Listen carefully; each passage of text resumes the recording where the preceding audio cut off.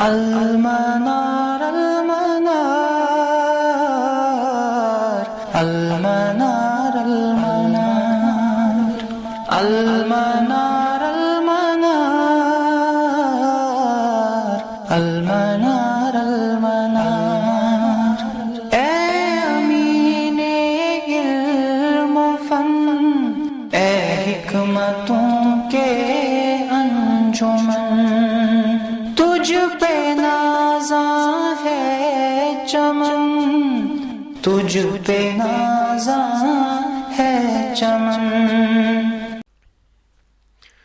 بسم اللہ الرحمن الرحیم، الحمد للہ رب العالمین، والصلاة والسلام علی سید المرسلین محمد وعلی آلہ واصحابہ اجمعین، اما بعد، رب اشرح لی صدری ویسر لی امری واحلل عقدۃ من لسانی یفقہوا قولی، اللہم ارنا الحق حقا وارزقنا اتباعہ وارنا الباطل باطلا وارزقنا اجتنابہ، اللہم صل علی محمد وعلی آل محمد كما صليت على إبراهيم وعلى آل إبراهيم إنك حميد مجيد، اللهم بارك على محمد وعلى آل محمد كما باركت على إبراهيم وعلى آل إبراهيم إنك حميد مجيد۔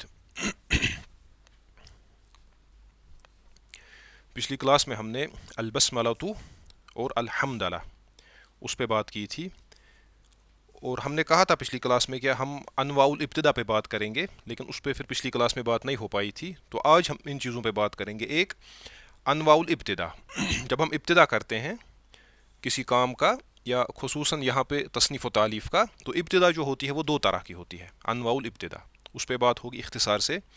دوسرا معنی السلام، سلام کے کیا معنی ہے، اس پہ اختصار سے بات ہوگی۔ اور تیسرا تفسیر و آیا، جو اللہ تبارک و تعالیٰ کا ارشاد ہے وَسَلَامٌ عَلَىٰ عِبَادِهِ الَّذِينَ اصْطَفَىٰ، جو ہم اکثر اپنے خطبوں میں استعمال کرتے ہیں یہ آیت، تو اس کی مختصر تفسیر۔ اور الکلام حول اما بعد، اما بعد کے بارے میں بات ہوگی کہ اما بعد سے مراد کیا ہے، اس پہ تھوڑا بات کریں گے۔ اور چوتھی چیز اس پہ بات ہوگی وہ ہے الغفلۃ، غفلت معناها، اس کا معنی کیا ہے، وہ اقسامها، اور اس کی اقسام کیا ہے، ٹھیک ہے، یعنی غفلت، اس کے معنی اور اس کے اقسام۔ تو آپ کی جو کتاب آپ کے سامنے ہے، تو اس میں لکھا ہے، ہم نے دیکھا بسم اللہ الرحمن الرحیم، اس پہ ہم نے بات کی۔ اس کے بعد الحمد للہ رب العالمین، اس پہ بھی ہم نے بات کی تھی، یہ پیج نمبر 27 ہے۔ اس کے بعد فرماتے ہیں والسلام علی عبادہ الذین اصطفیٰ، والسلام علی عبادہ الذین اصطفیٰ۔ تو والسلام علی عبادہ الذین اصطفیٰ، اس پہ جانے سے پہلے یہ بات ہم تھوڑا آپ کے سامنے ذکر کریں گے کہ یہ جو انواع الابتدا ہے، تو ہم نے دیکھا تھا کہ مصنف رحمہ اللہ نے بسملہ سے بھی آغاز کیا اور حمدلہ سے بھی، حمدلہ پہلے بسم اللہ الرحمن الرحیم سے آغاز کیا، پھر الحمدللہ رب العالمین۔ تو اس سلسلے میں یہ بات یاد رکھنی ہے کہ جب ہم ابتدا کرتے ہیں، ان الابتداء نوعان، ابتدا دو طرح کی ہوتی ہے، ٹھیک ہے، ابتدا دو طریقوں سے کی جاتی ہے، ایک حقیقی، دوسری ہوتی ہے اضافی۔ ایک ابتدائے حقیقی ہوتی ہے، اور دوسری جو ابتدا ہوتی ہے وہ ہوتی ہے ابتدائے اضافی۔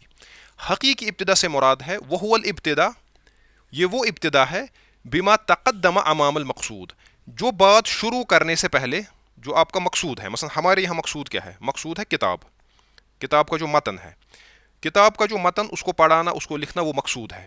اس سے پہلے جو ابتدا کی جائے وَلَمْ يَسْبِقْهُ شَيْءٌ، اور اس ابتدا سے پہلے کوئی چیز نہ ہو، ٹھیک ہے۔ مثلا یہ مقصود ہے آپ کا، جو آپ کا مقصود ہے، اس مقصود سے پہلے آپ نے ابتدا کی، جس چیز سے آپ نے ابتدا کی نا، اس سے پہلے کچھ نہ ہو، اس سے پہلے یعنی ڈائریکٹلی آپ ابتدا کریں، تو اس کو ہم کہتے ہیں ابتداء حقیقی۔ کیا کہتے ہیں؟ الابتداء الحقیقی۔ دوسرا ہوتا ہے ابتدا اضافی، وہ ہے وہو الابتدا، یہ بھی ابتدا ہے بما تقدم امام المقصود، جو مقصود سے پہلے ہو، یعنی جو آپ کا مدعا اور مقصد ہے اس سے پہلے ہو، لیکن وَإِن سَبَقَهُ شَيْءٌ، لیکن اس سے پہلے کوئی چیز آئی ہو سکتی ہے، پاسبلٹی ہے کہ اس سے پہلے کوئی چیز آئی ہو۔ تو فالحقیقی حصل بالبسملہ، تو شاہ حمدان رحمہ اللہ تعالی، انہوں نے جو ہے ابتدا کی، انہوں نے دونوں طرح کی ابتدائیں کی، ابتدائے حقیقی بھی اور ابتدا اضافی بھی۔ تو فالحقیقی، جو ابتدائے حقیقی ہے، حصل بالبسملہ، وہ بسم اللہ سے حاصل ہوا ہے نا، کیونکہ بسم اللہ سے پہلے انہوں نے کچھ ذکر نہیں کیا، انہوں نے شروع کیا بسم اللہ الرحمن الرحیم، تو یہ ابتدائی حقیقی ہے بسم اللہ۔ مقصود کتاب ہے، کتاب سے پہلے آغاز انہوں نے کیا بسم اللہ الرحمن الرحیم سے، تو وہ بن گئی ابتدائی حقیقی. اس کے بعد والاضافی حصل بالحمدللہ، اس کے بعد نے پھر سے شروع کیا کس سے؟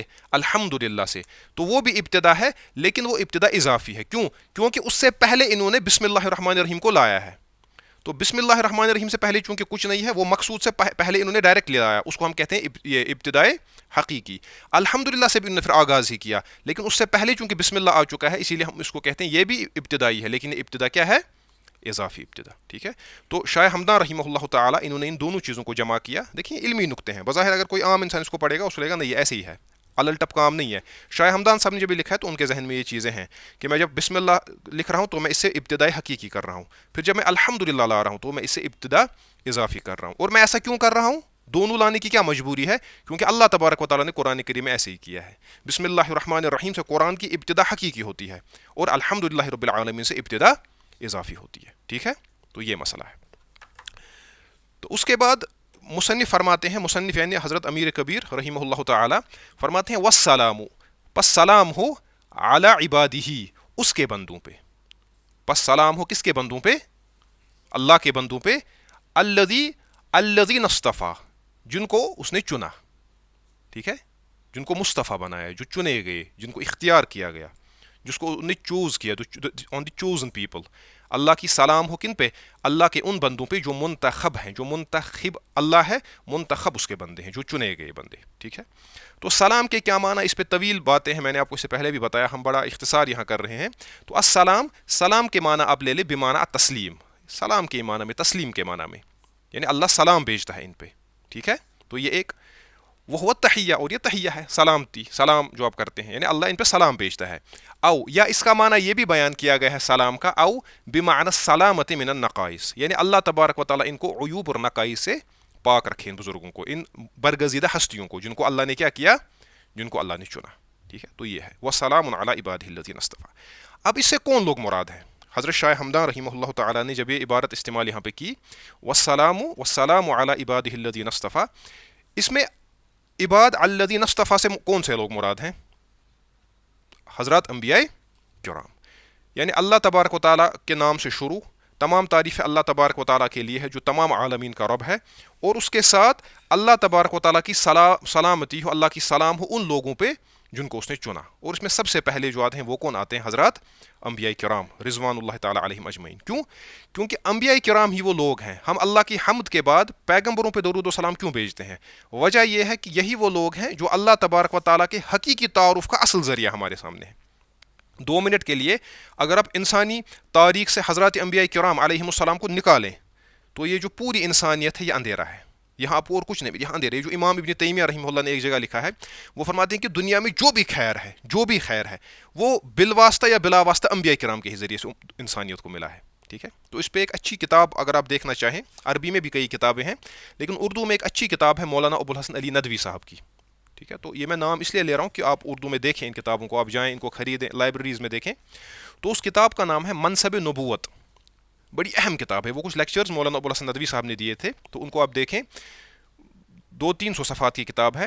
منصب نبوت اور اس کے عالی مقام حاملین. منصب نبوت کیا ہے؟ جو انسٹیٹیوشن آف پروفٹ ہوڈ اسلام میں ہے وہ ہے کیا، اور اس کے عالی مقام حاملین، اور اس کو اٹھانے والے، اس بار کو، نبوت کی ذمہ داری کو اٹھانے والے جو عالی مقام لوگ ہیں وہ کون ہیں. تو بڑی اہم کتاب ہے وہ. اس میں انہوں نے دکھایا کہ پیغمبر اور عام انسان میں کیا فرق ہوتا ہے. تو پیغمبر میں کیا چیزیں ہوتی ہیں، کون سے خصائص اس کے پاس ہوتے ہیں وغیرہ، وہ آپ دیکھ سکتے ہیں. تو یہ تو واضح ہے کہ اس آیت سے مراد اولاً سب سے پہلے اس میں کون آ جاتے ہیں؟ حضرات انبیاء کرام علیہم السلام. لیکن اس کے بعد علماء نے اس میں کچھ اور لوگوں کو بھی ذکر کیا ہے.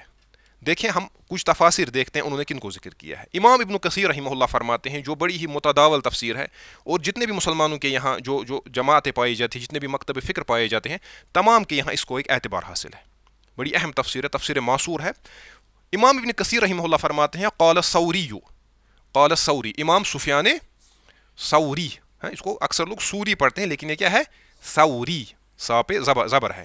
امام سفیان ثوری فرماتے ہیں وسدی، اور سدی فرماتے ہیں رحمہ اللہ، فرماتے ہیں ہم اصحاب محمد صلی اللہ علیہ وسلم رضی اللہ عنہم. یہ جو چنے گئے بندے ہیں، والسلام علی عبادہ الذین اصطفیٰ، فرماتے ہیں چنے ہوئے بندوں سے مراد کون ہے؟ صحابہ کرام. تو حضرت ابن مسعود رضی اللہ عنہ کے اس قول کو آپ دیکھیں جو صحیح سند سے مروی ہے، جس میں وہ فرماتے ہیں صحابہ کی فضیلت، وہ بڑا پیارا قول ہے ان کا، جس میں وہ فرماتے ہیں کہ تم میں سے اگر کسی کو پیروی کرنی ہو تو صحابہ کی پیروی کرے. پھر فرماتے ہیں آگے، یہ وہ لوگ ہیں اختارہم اللہ لصحبت نبیہ، یہ وہ لوگ ہیں جن کو اللہ تبارک و تعالیٰ نے چنا، یہ چنے ہوئے ہیں مختار، جن کو اللہ تبارک و تعالیٰ نے چنا ہے اپنے پیغمبر کی صحبت کے لیے، ولی اقامت دینہ، اور اس کے دین کی اقامت کے لیے. ٹھیک ہے، تو یہ صحابہ ہیں. تو یہ امام سفیان ثوری بیان فرماتے ہیں اور سدی، اور یہ بہت بڑے ائمہ ہیں. امام سفیان ثوری کے بارے میں یہ ہے کہ امام احمد بن حنبل رحمہ اللہ سے ایک مرتبہ پوچھا گیا کہ ہم کسی انسان کو امام کہہ سکتے ہیں؟ امام احمد نے فرمایا ہاں، ایک انسان ہے جس کو ہم امام کہہ سکتے ہیں اور وہ سفیان ثوری ہے. تو کافی اونچا مقام تھا ان کا. تو سفیان ثوری اور سدی فرماتے ہیں. اس کے بعد امام ابن کثیر فرماتے ہیں وروی نحوہ عن ابن عباس، فرماتے ہیں ایسا ہی قول ابن عباس سے بھی منقول ہے. یعنی حضرت ابن عباس رضی اللہ عنہ بھی فرماتے ہیں کہ جو چنے ہوئے بندے ہیں وہ کون ہیں؟ صحابہ کرام. اس کے بعد ابن کثیر دیکھیں، یہ اب اپنا ان کا تبصرہ ہے، فرماتے ہیں ولا منافات، فرماتے ہیں اس میں اب کوئی آپس میں اختلاف نہیں ہے، کوئی تضاد نہیں ہے اگر ہم اس میں پیغمبر بھی لیں. اب آپ کے ذہن میں سوال پیدا ہو سکتا ہے کہ ہم پیغمبروں کو مراد لیں یا صحابہ کو مراد لیں؟ چنے ہوئے کون ہیں؟ اصلاً تو پیغمبر ہی ہیں، اصلاً پیغمبر ہے، لیکن صحابہ بھی اس میں آ جاتے ہیں. ابن کثیر فرماتے ہیں ولا منافات، اس میں کوئی آپس میں تضاد. فَإِنَّهُمْ إِذَا كَانُوا مِنْ عِبَادِ اللَّهِ الَّذِينَ اصْطَفَىٰ، فرماتے ہیں جب یہ وہ لوگ ہیں جن کو اللہ تبارک و تعالیٰ نے چنا، فَالْأَنْبِيَاء بِطَرِيقِ الْأَوْلَىٰ وَأَحْرَىٰ، فرماتے ہیں تو پیغمبر تو بدرجہ اولا اس میں شامل ہے. تو اس میں پیغمبر بھی آتے ہیں اور پیغمبروں کے ساتھ کون آتے ہیں؟ حضرت صحابہ کرام. اس کو سمجھے، یہ میں اس لیے کہہ رہا ہوں کہ صحابہ کی اہمیت، صحابہ کا دین میں ایک بڑا اونچا مقام ہے. اس کے بعد کئی تفاسیر آپ دیکھ سکتے ہیں. اگر آپ اس میں ان روایتوں کو آپ سند کے ساتھ دیکھنا چاہیں، آپ دیکھنا چاہیں کہ ابن عباس نے کیا کہا ہے، ثوری اور سدی نے کیا کہا ہے، تو اس کے لیے آپ امام ابن جریر الطبری کی جو انسائکلوپیڈیا ہے، بہت ہی عمدہ اور شاندار تفسیر ہے، تفسیر طبری جس کو آپ کہتے ہیں، تو اس کو آپ دیکھیں. اسی طرح ایک اور امام، یہ جو امام ابن کثیر تھے یہ مذہباً شافعی تھے.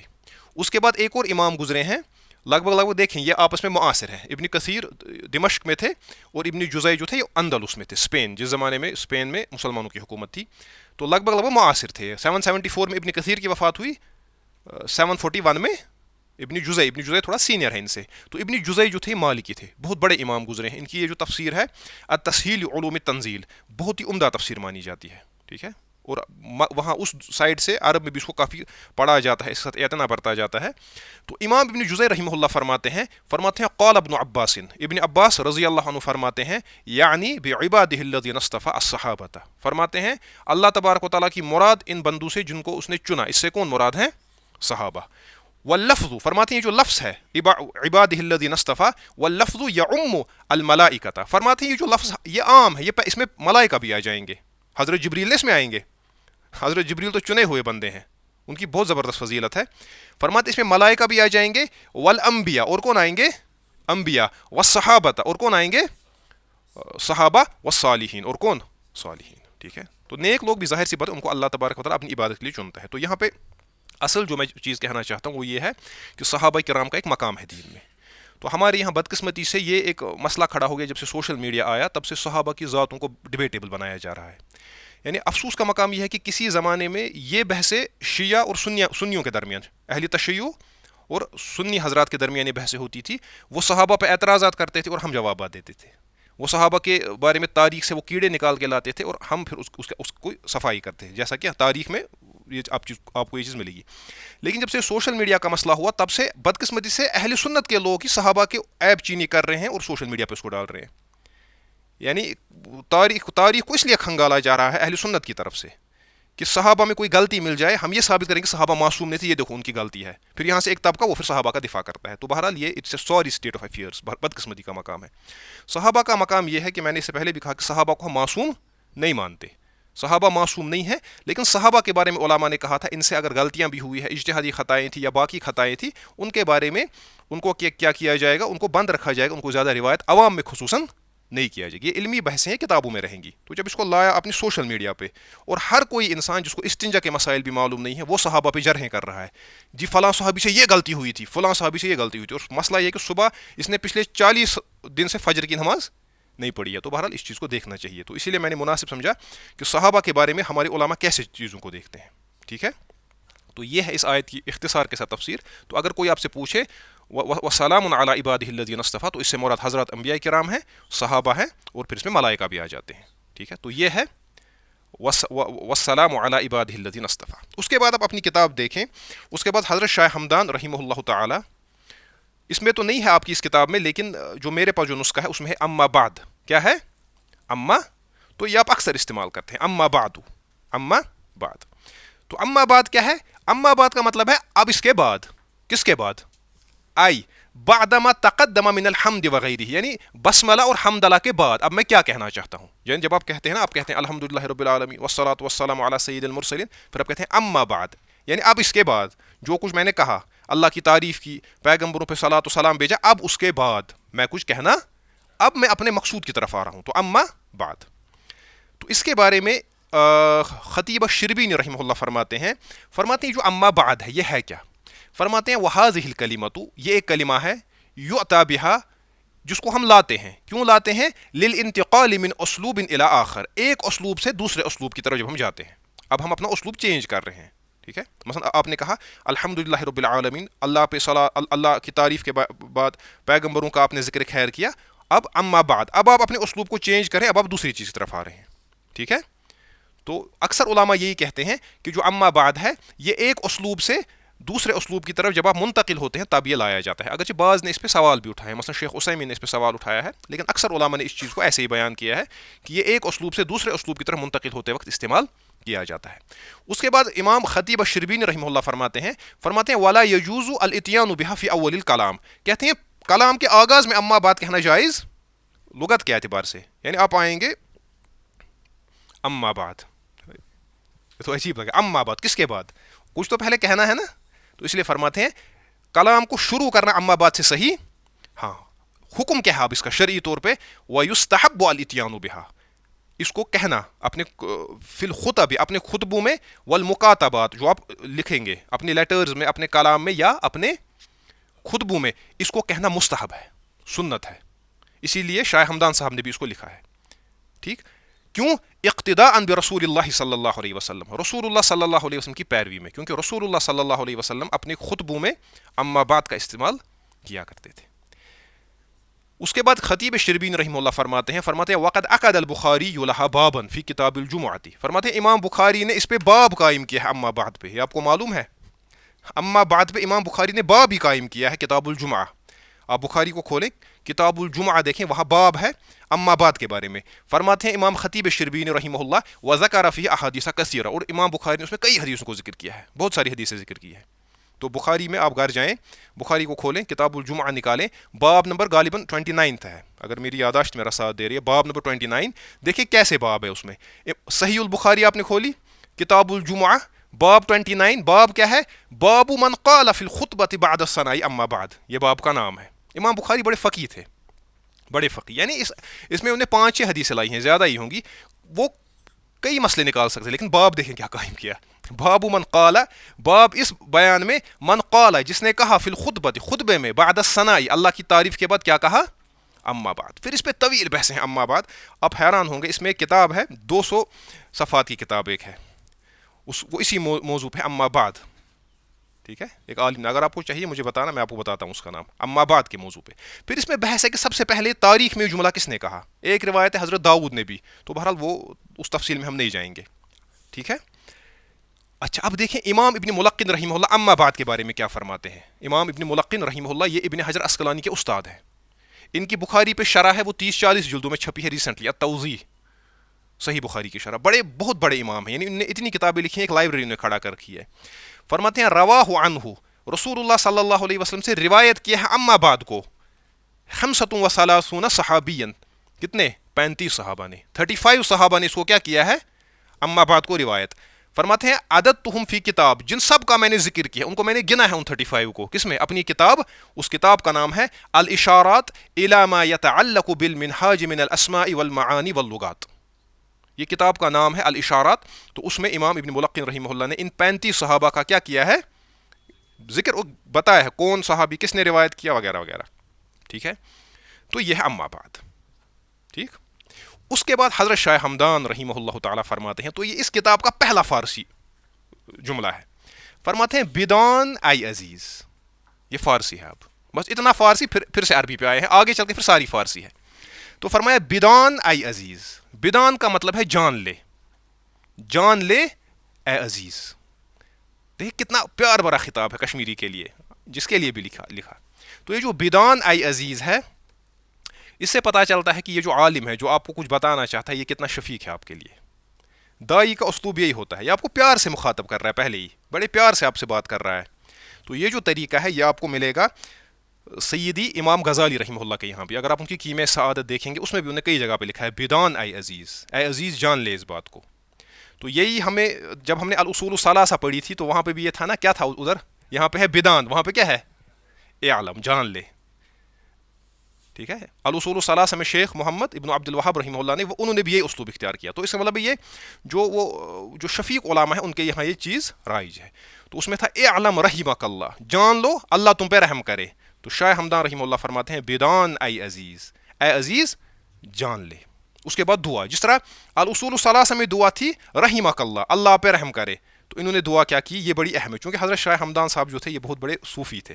تو ان کے یہاں ان معانی کا بھی آپ کو ملے گا نا, وہ کس طرح انہوں نے اس میں مضمر رکھا ہے. فرماتے ہیں اے عزیز جان لے, کیا جان لے, ایقظنا اللہ, اللہ بیدار کرے ہمیں.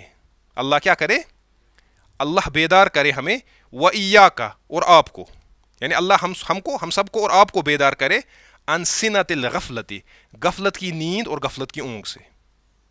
یہ بڑا اہم جملہ ہے, یعنی اللہ تبارک و تعالی ہمیں اور آپ کو غفلت کی نیند سے کیا کرے, بیدار کرے. کس سے, بتوفیق ہی, اپنی توفیق سے. یہ بڑا اہم جملہ ہے. یہ جو توفیق کا مسئلہ ہے نا, یہاں پہ بہت سارے لوگ راہ راست سے منحرف ہو جاتے ہیں. تو یہ جو توفیق کا مسئلہ یہ بہت امپورٹنٹ ہے. جو بھی انسان کام کرتا ہے یہ اللہ کی توفیق سے, جو بھی انسان نیک کام کرتا ہے یہ اللہ کی توفیق. اسی لیے رسول اللہ صلی اللہ علیہ وسلم نے ایک مرتبہ فرمایا, ایک صحابی سے فرمایا, الا هل ادلک علی کنز من کنوز الجنہ, کیا میں تمہیں جنت کے خزانوں میں سے ایک خزانے کی خبر نہ. تو صحابی نے کہا کہ یا رسول اللہ کیوں نہیں. فرمایا قل لا حول ولا قوت الا باللہ, کہو لا حول ولا قوت الا باللہ. یہ بہت اہم جملہ ہے, جنت کے خزانوں میں سے. کیوں, اس میں ساری توفیق, آپ کہتے ہیں توفیق اللہ کی طرف سے, لا حول ولا قوت الا باللہ. ٹھیک, تو جتنے بھی علماء ہوتے ہیں وہ ہمیشہ اپنے کام کو کس کی توفیق مانتے ہیں, اللہ کی. اب آپ پیچھے جائیں, میں نے آپ کو الاصول الثلاثہ کی ابھی بات کی میں نے, وہ بھی ہم نے یہاں پڑھائی ہے ساری. اس کے بعد العقیدہ طحاویہ پہ آ جائیں, وہ بھی بفضل تعالیٰ میں نے ہی پڑھائی ہے, اصول الثلاثہ بھی میں نے پڑھائی ہے. تو اس میں امام الطحاوی رحمہ اللہ کیا فرماتے ہیں, پہلے ہی کسی کو یاد ہے پہلا جملہ اس کا, فرماتے ہیں نقول فی توحید اللہ, ہم اللہ کی توحید کے بارے میں کہتے ہیں, لیکن کیسے کہتے ہیں, معتقدین بتوفیق اللہ, اعتقاد رکھتے ہوئے اللہ کی توفیق سے, یعنی جو کچھ ہوتا ہے وہ کس سے ہوتا ہے, اللہ. یہ اہم چیز ہے, کیونکہ اکثر جو امام ابن تیمیہ رحمہ اللہ فرماتے ہیں کہ علم کی سب سے بڑی آفت تکبر ہے. یہ بہت بڑی مصیبت ہے علم کے لیے. ٹھیک ہے, ہاں. تو اسی کو وہ جو جگر مراد آبادی کا غالباً شاعر ہے, بڑا پیارا شاعر ہے, وہ فرماتے ہیں کہ میری طلب بھی کسی کے کرم کا صدقہ ہے, میری طلب بھی کسی کے کرم کا صدقہ ہے, قدم یہ اٹھتے نہیں ہیں اٹھائے جاتے ہیں. تو اس بات کو آپ سمجھیں.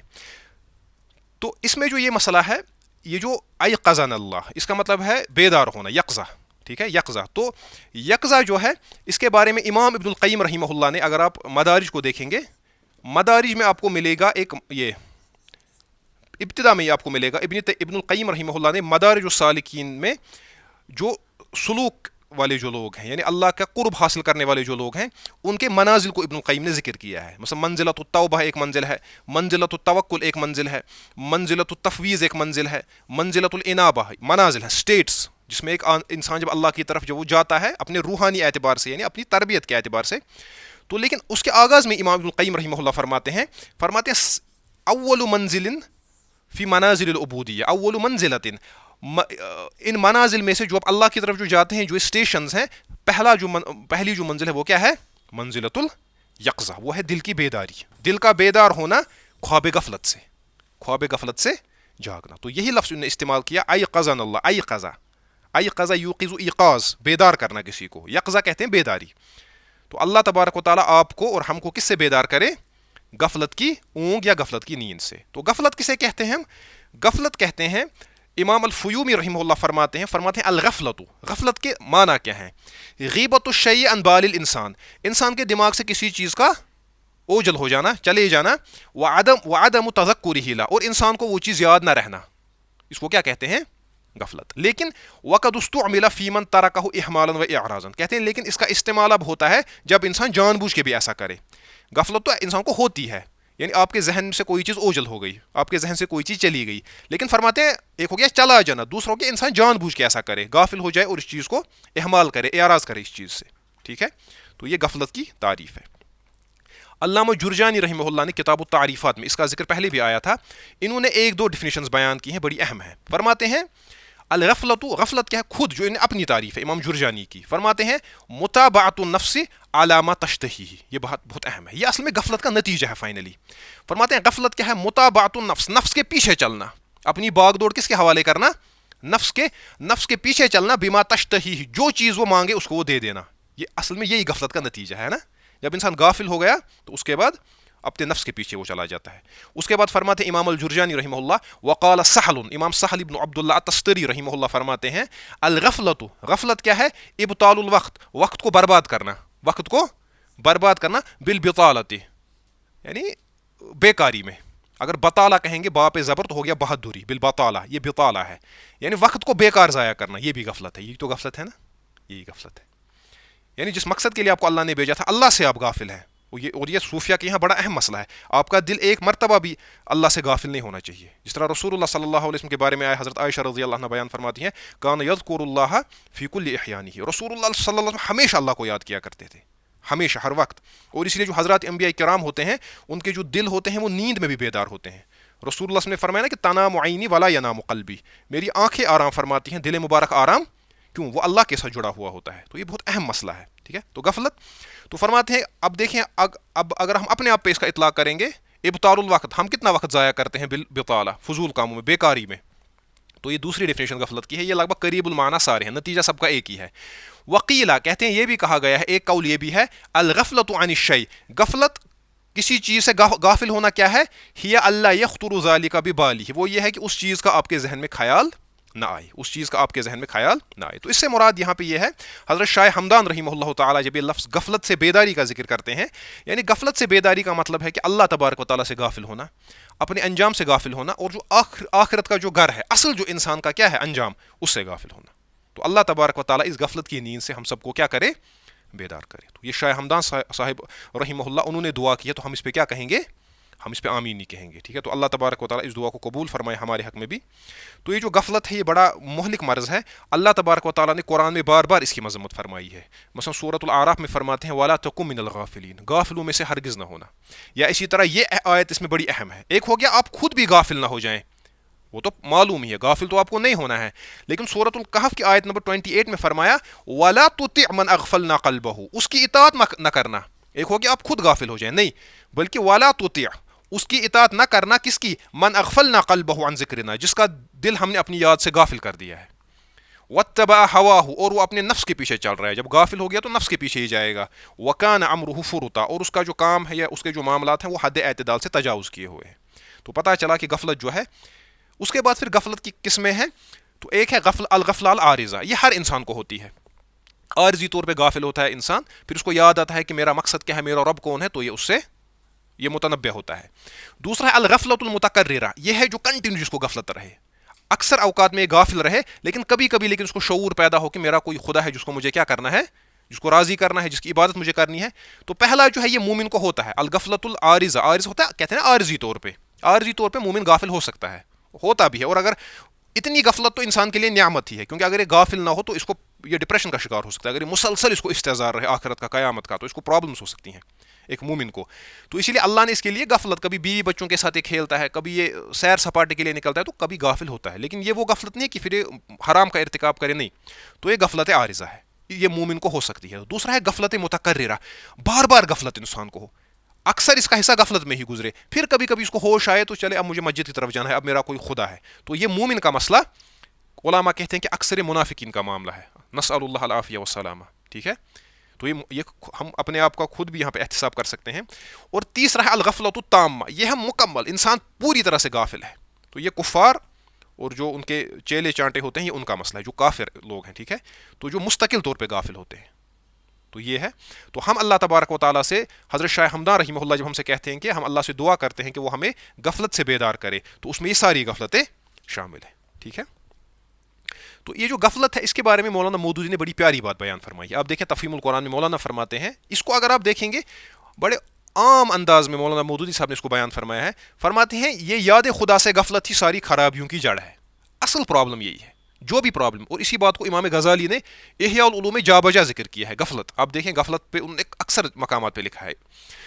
تو مولانا فرماتے ہیں کہ یہ یاد خدا سے غفلت ہی ساری خرابیوں کی جڑ ہے.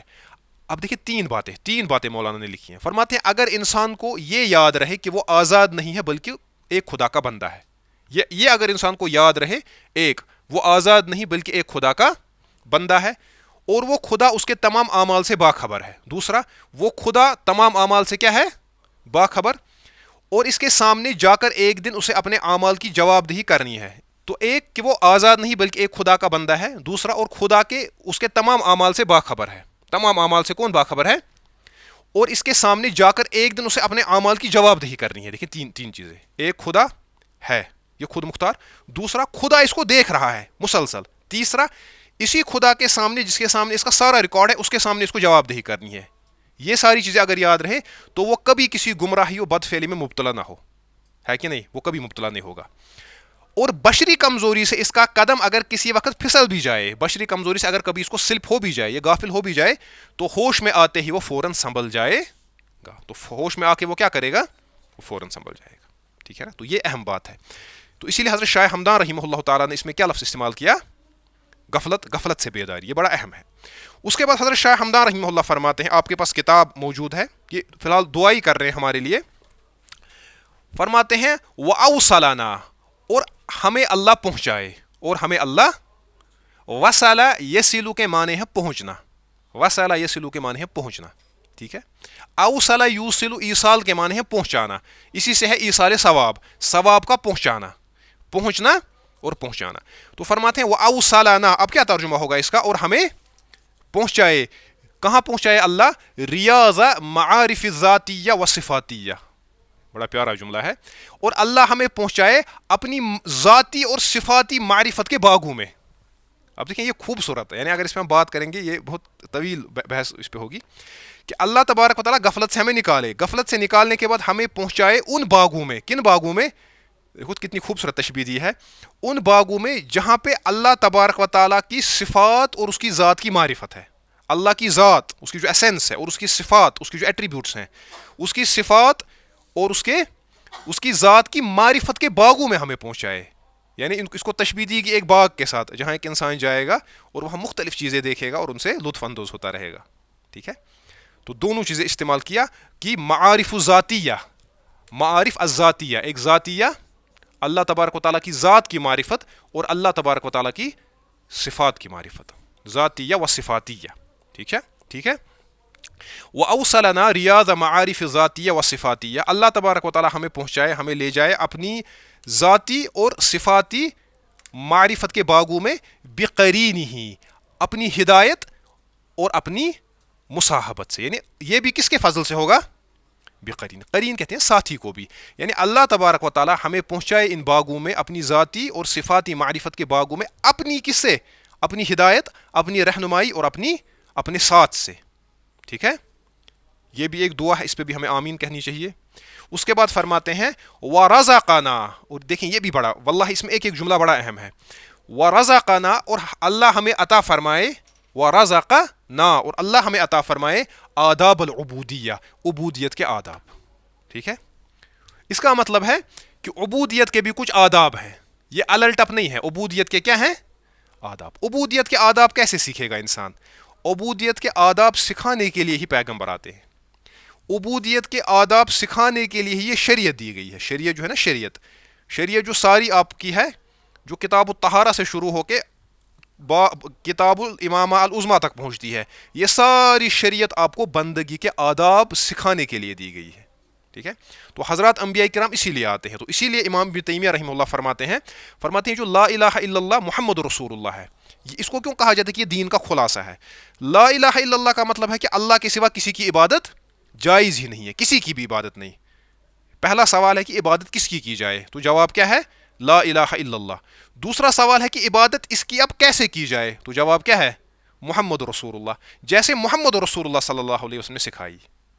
تو اسی لیے ابن تیمیہ اس کو کہتے ہیں کہ یہ جماع الدین، یہ سارے دین کا خلاصہ ہے. لا الہ الا اللہ محمد رسول اللہ، عبادت صرف ایک اللہ کی، اور عبادت ویسے ہی جیسے کہ انہوں نے سکھائی محمد رسول اللہ صلی اللہ علیہ وسلم. تو حضرت شاہ ہمدان رحمہ اللہ فرماتے ہیں وَرَزَقَنَا، اور اللہ تبارک و تعالی ہمیں عطا فرمائے آداب العبودیہ، عبودیت کے آداب، تاکہ ہم بندگی کے آداب بجا لانے کا ہم میں سلیقہ پیدا ہو. کیسے؟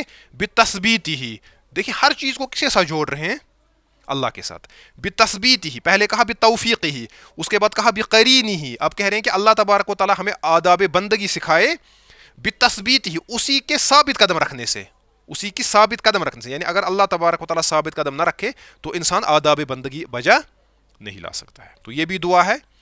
اس کے بعد فرماتے ہیں جب ہمیں اللہ تبارک و تعالی آداب عبودیت سکھائے وَثَبَّتَنَا عَلَيْهَا، اور ہمیں اسی پہ ثابت رکھے.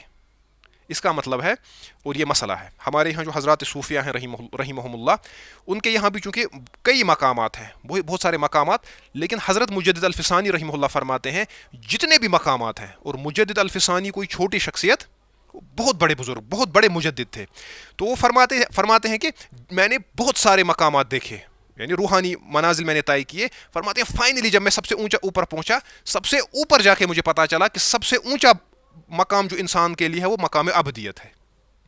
سب سے اونچا مقام کیا ہے؟ مقام عبدیت. پھر حضرت مجدد فرماتے ہیں، امام ابن تیمیہ نے بھی اس کو ذکر کیا ہے کہ یہ سب سے بڑا مرتبہ ہے. فرماتے ہیں یہی وجہ ہے جب بھی اللہ تبارک و تعالیٰ نے رسول اللہ صلی اللہ علیہ وسلم کا ذکر کسی عظیم موقع پہ کیا تو عبد لفظ استعمال کیا. معراج سے بڑا کون سا موقع ہو سکتا تھا؟ تو کیا کہا؟ سبحان الذی اسری بعبدہ. اتنا اونچا مقام حاصل ہوا، لیکن سب سے اونچا مقام کون سا ہے؟ یہ نہیں کہا سبحان الذی اسری برسولہ، سبحان الذی اسری بخلیلہ بحبیبہ برسولہ بنبیہ، نہیں، سبحان الذی اسری بعبدہ. ٹھیک ہے. اسی طرح جب اللہ تبارک و تعالیٰ نے چیلنج دیا پوری انسانیت کو قرآن جیسی کتاب لانے کے لیے، تو کیا کہا؟ ان کنتم فی ریب مما نزلنا علی عبدنا. تو مقام عبدیت سب سے اونچا مقام ہے. یہ امام ابن تیمیہ نے بھی ذکر کیا ہے، یہ کنہوں نے ذکر کیا؟ حضرت مجدد الفسانی نے بھی، اور یہی اسی کی طرف اشارہ حضرت شاہ ہمدان رحمہ اللہ تعالیٰ انہوں نے بھی کیا ہے. تو اسی لیے کہہ رہے ہیں کہ اللہ ہمیں آداب عبودیت سکھائے وثبتنا علیہ، اور ہمیں اس پہ کیا رکھے؟ ثابت. کب تک؟ ابد الآباد. دیکھیں کیونکہ سب سے اونچا مقام ہے نا، ہمیشہ تک. ابد الآباد انسان کس پہ رہے؟ یعنی عبودیت کو لازم پکڑے. اب ان لوگوں کے بارے میں، ان صوفیہ کے بارے میں آپ کا کیا خیال ہے؟ اب آپ خود فیصلہ کریں، یہ صوفیہ حقیقی ہیں حضرت شاہ ہمدان رحمہ اللہ.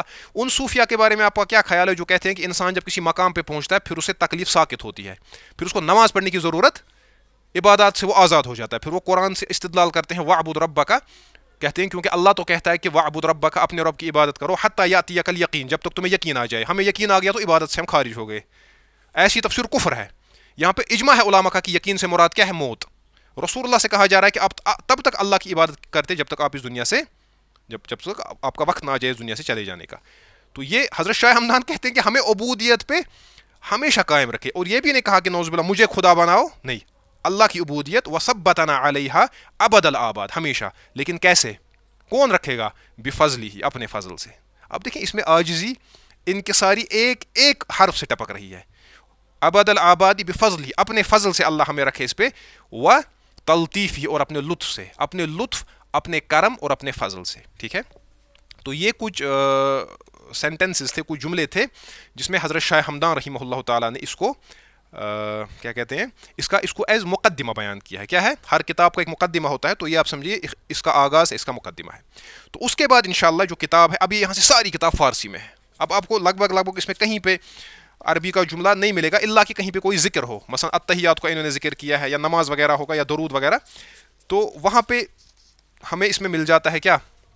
عربی کا کوئی جملہ، ورنہ یہ کتاب عربی زبان میں ہے. تو اس کے دیکھیں کتاب ہے نا، ایک پہلا پیج نمبر 27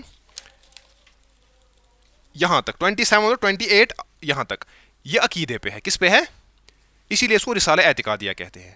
اس میں نے پہلی کلاس میں بات کی تھی. اس کے بعد یہ فقہ پہ ہے. اصل میں ہمیں یہاں پہ آپ کو فقہ پڑھانا ہے. میں جو آپ کو اس کتاب سے پڑھا رہا ہوں وہ فقہ ہے، لیکن اس کا جو عقیدہ ہے اس کا کیا کریں؟ ظاہر سی بات ہے اس کو سکپ نہیں کر سکتے، یہ تو تحفہ ہے حضرت شاہ ہمدان کا، لیکن اس میں ہم زیادہ تفصیل میں نہیں جائیں گے. میں اس کو پڑھاؤں گا, اس میں 2-3 کلاسز میں اس کو انشاءاللہ ہم کمپلیٹ کریں گے.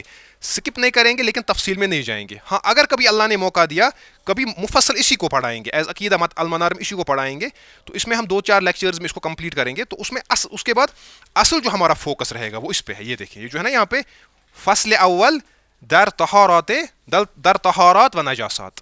فصل اول, پہلی فصل در طہارات و نجاسات, طہارات اور نجاسات کے بیان میں. تو یہاں سے فقہ شروع ہوتا ہے. تو جب ہم یہاں پہ پہنچ گئے تب ہم اس پہ قدر تفصیل سے بات کریں گے. ٹھیک ہے, تو انشاءاللہ اگلی کلاس میں ہم عقیدے پہ بات کریں گے, حضرت شاہ حمدان رحمہ اللہ نے اس کو کیسے سمجھا ہے. تو آج کے لیے یہ کافی ہے. ھذا ما عندی واللہ تعالی عالم. السلام علیکم ورحمۃ اللہ. المنار المنار المنار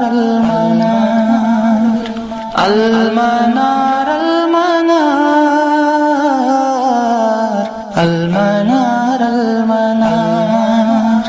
اے امین علم و فن, اے حکمتوں کے انجمن, تجھ پہ نازاں ہے چمن, تجھ پہ نازاں ہے چمن.